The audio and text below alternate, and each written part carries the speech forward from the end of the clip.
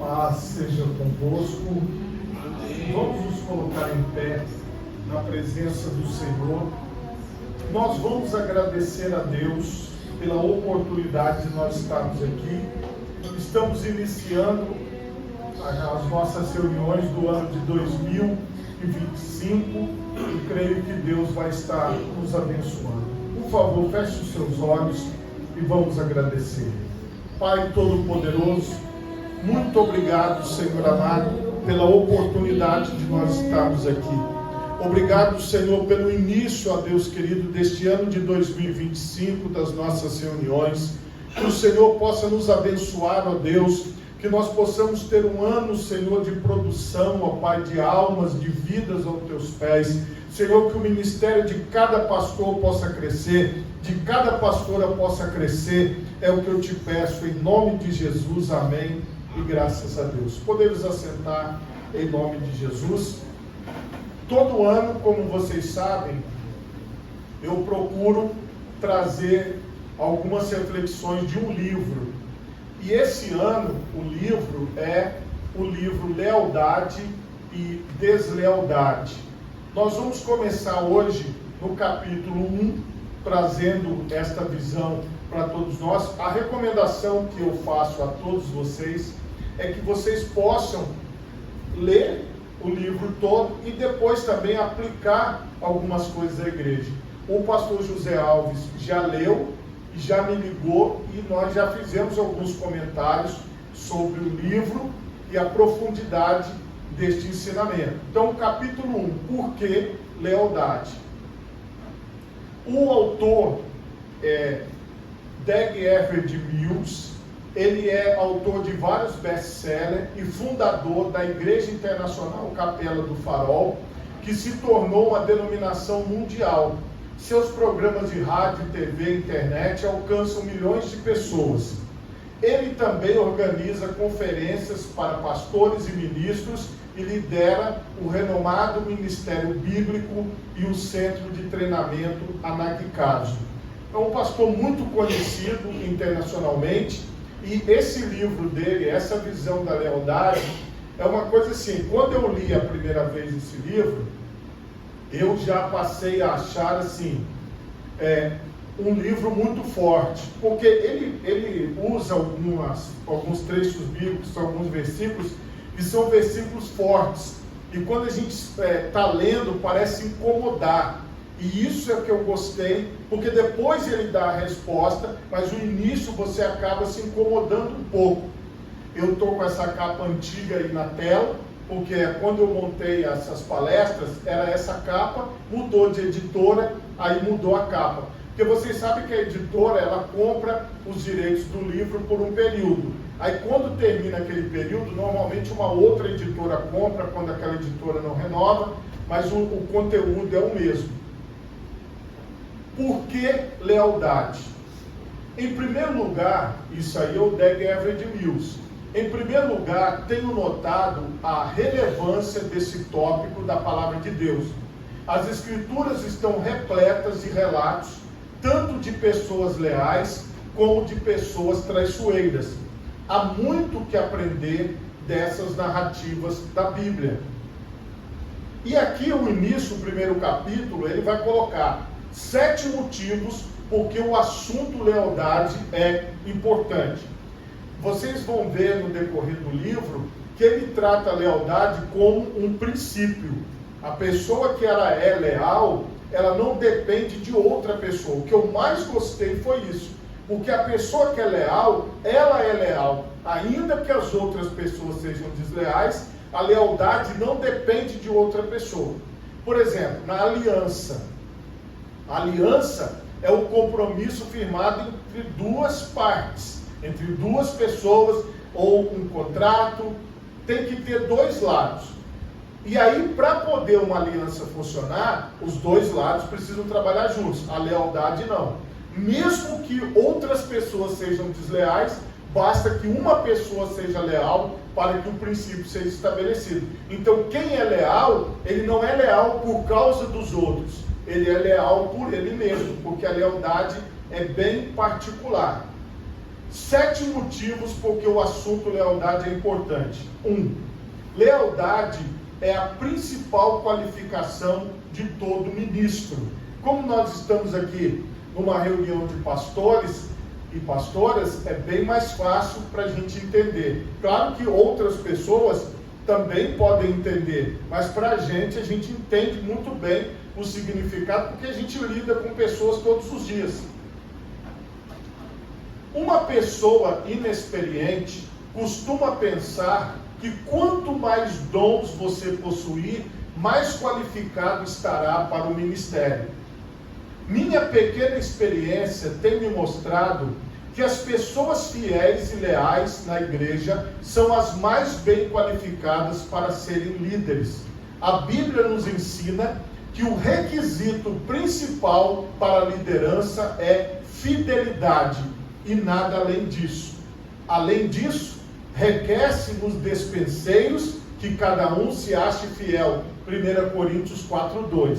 Aqui já dá para a gente tirar muitas palavras, muitas mensagens, muitas coisas, porque isso é o que se requer de cada pessoa que serve ao Senhor, a fidelidade. E principalmente o dispenseiro, no contexto aqui do texto lido de 1 Coríntios 4:2, é aquela pessoa que tomava conta da casa, aquela pessoa que tomava conta dos mantimentos, daquilo que tinha de valor dentro de uma casa. Então, como é que uma pessoa que é colocada como um gerente, ou como um líder, ou como um responsável vai ser desonesto? Vai dar tudo errado. 2. Para lutar contra a quinta coluna. A quinta coluna é composta de pessoas desleais, hipócritas, de duas caras, incoerentes e descontentes, que estão dentro de todos os ministérios. Se essas pessoas tiverem liberdade para avançar em seu desígnio nefasto, arruinando tudo, como podem fazê-lo muito bem, elas destruirão a igreja. Veja que ele coloca aqui, destruirão a igreja dentro do contexto, assim, é a comunidade local, é a igreja local, é o trabalho que é desenvolvido, porque esta quinta coluna, feita pelos desleais, eles nunca vão aceitar o que está sendo feito. Eles sempre vão trabalhar contra, eles sempre vão fazer o contrário do que está sendo pedido e vão influenciar outras pessoas. Eu tive um colaborador desleal, o Dag Heward-Mills fala. Essa pessoa, embora oficialmente postada à minha direita, não confiava em mim. E o tempo todo murmurava contra mim. Eu orei a respeito e perguntei ao Senhor o que fazer. Ele me respondeu: livre-se daquele homem. Eu respondi: Senhor, estás dizendo que ele deve deixar a igreja? E o Senhor falou: estou dizendo exatamente isso. Demita-o. Do contrário, você nunca terá paz e sua igreja nunca crescerá. Isso assusta. Meu Deus, como é que pode? Eu fiquei assustado quando eu li pela primeira vez. Aí ele dá a base bíblica, Provérbios 22:10.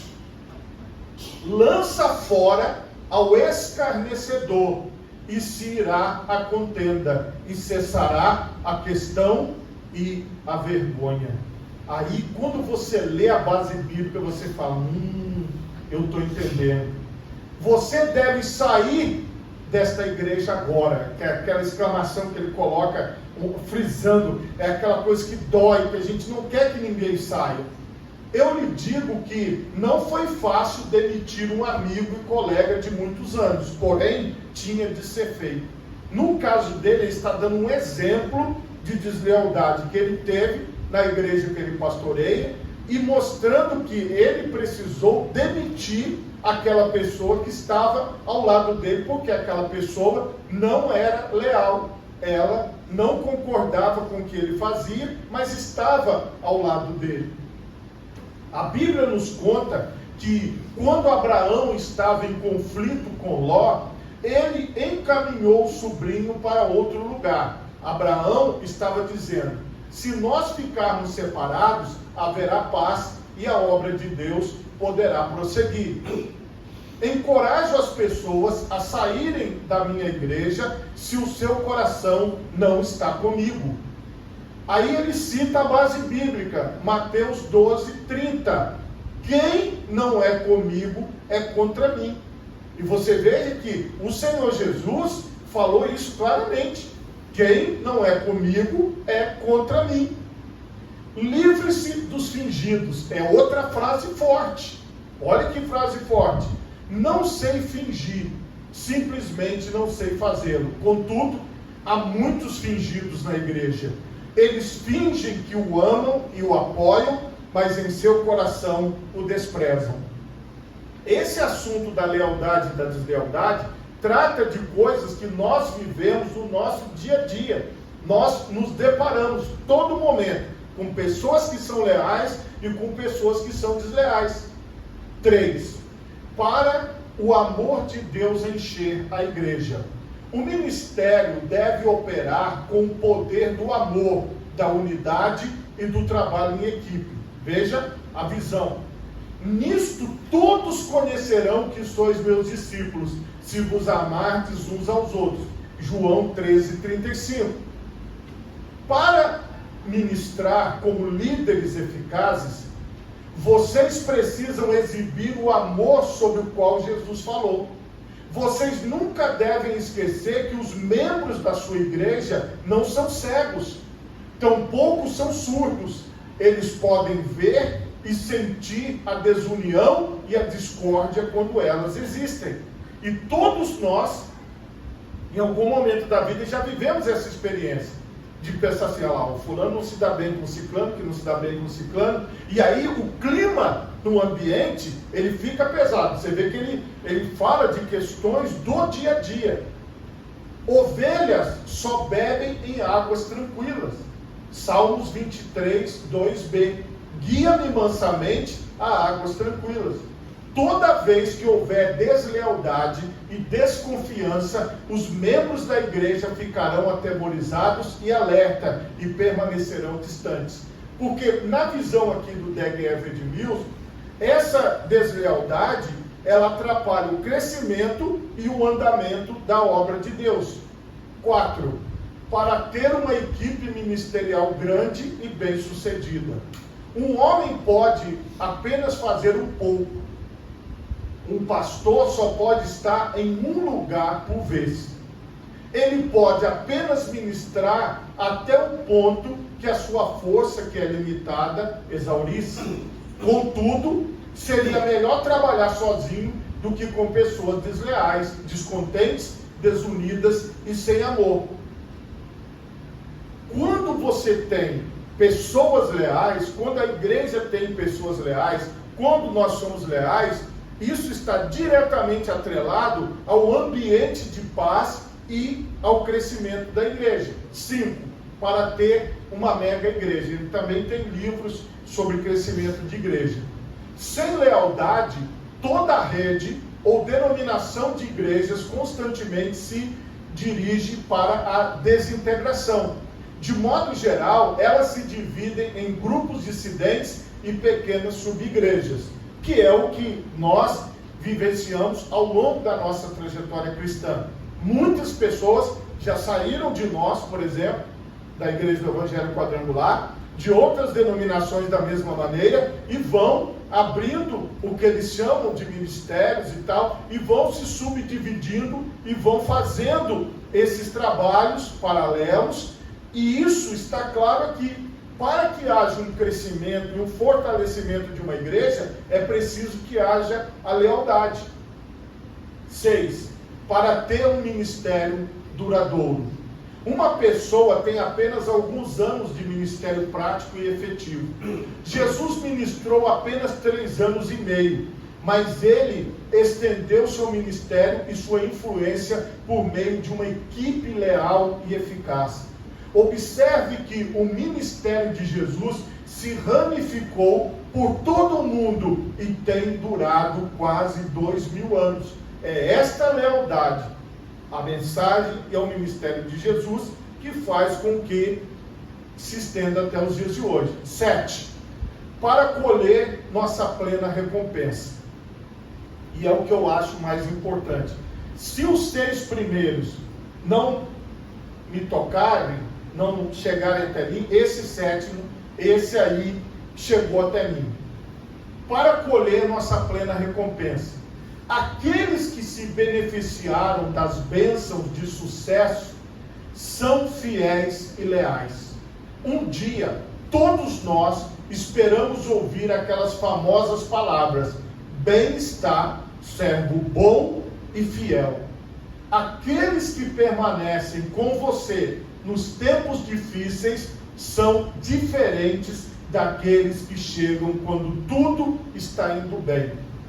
E esta característica da plena recompensa diante de Jesus só vem para aqueles que são fiéis, para aqueles que são leais. E você veja que a palavra de Deus é clara: servo bom e fiel.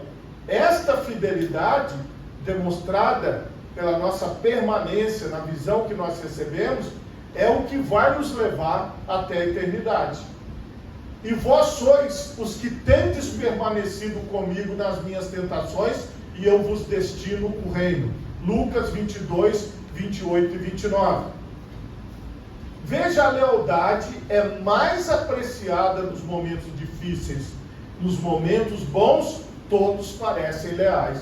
Mas nos momentos difíceis é que você vai conhecer quem realmente as pessoas são. Então, isso aqui foi a primeira gotinha. Até faltam 9 gotinhas esse ano ainda de sabedoria aqui desse livro. Eu não trago o livro todo, como vocês sabem, apenas algumas partes. Tem muito mais lá que nós podemos ler. Todos vocês ganharam um livro, então vocês podem aprofundar nesse conhecimento. Por favor, coloque as 2 mãos na altura do seu coração e feche os seus olhos. Pai Todo-Poderoso, neste momento, Senhor, eu quero te louvar e te bendizer, ó Deus, e quero te pedir, Senhor, que o Senhor possa nos dar esta visão da lealdade.